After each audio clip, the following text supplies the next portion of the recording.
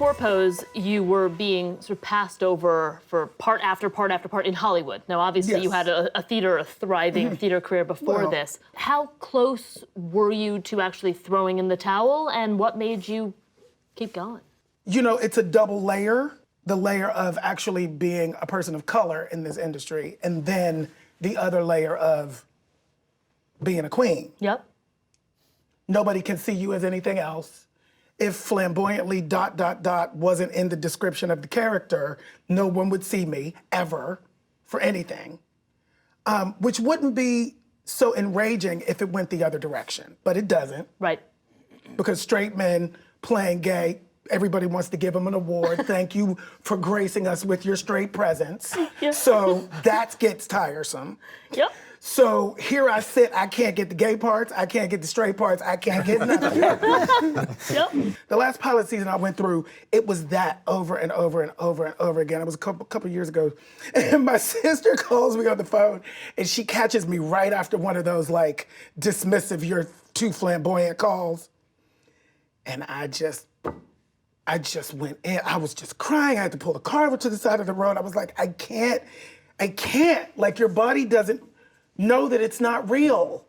The emotions, your body still goes through, it's like I can't keep putting myself into this position where I'm always begging the next day. Ring. Brian Murphy wants to see you for a show called Pose. It's set in the LGBTQ Paris is Burning Paul culture. And I literally was like, okay, Lord, or the universe, or whatever. Like, it just was like, you got to be kidding me.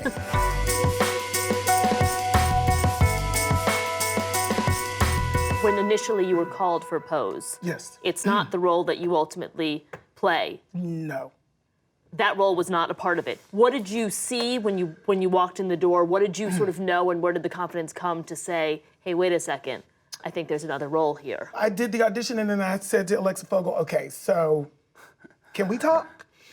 Because this is what's happening, right? I've lived it, yes, whatever y'all want me to do, I'll be there for it, but like, what about one of the mothers of the houses of, or, because there were male and female mothers, and she said, Ryan wants to go transgender, and it's like the most brilliant idea ever. Yeah. I had just directed a play. It was 4 transgender actresses of color in it. And I said, I've worked in that world. The talent is there. There's been no opportunity, though, to sort of cut their teeth. So there's a lot, so many of the actors and actresses are really green. And you're gonna need somebody over there to be daddy, right? And I'm here. Daddy's right here. So I got a call a couple of weeks later. Ryan thinks you're right.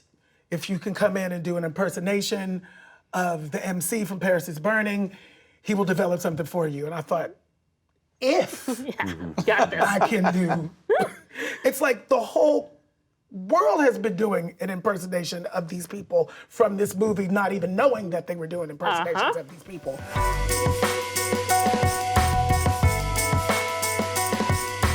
In terms of your preparation processes, what are your sort of go-to tricks, the things you sort of need to do to get into a role? For me, it's usually one garment. Or even the way you wear one garment. For this Jeremy Thorpe thing, he was famous for wearing these hats, and I was standing there at Mans's costume place in London for days and days thinking, what the fuck is wrong here? I'm dressed just like Jeremy Thorpe, I'm wearing the same hat, I can't get it right, I can't see him. And then one of the guys there said, just tilt it back 2 inches. Bingo, there it was. And then everything started to fall into place. I took the hat home, and when I was sort of studying the part to wear it, and I could see him, feel him. It's weird. I'm very much like that too. The costume. It's very much about the silhouette. It's very much about what would this person, that's a lot of it. Which is not what we're supposed to do. We're supposed to work from the inside out. Well, I work from the outside. I work from the inside out too, but that's the moment, that final moment when you actually get those clothes. All that inside interior work is the foundation. Sure. Yeah. Hi, I'm Sam Rockwell. I'm Stefan James. Hola, I'm Diego Luna. Hey, I'm Billy Porter, and thank you for watching. Thank you for watching The Hollywood Reporter, and The Hollywood Reporter Roundtables On YouTube. On YouTube. on YouTube.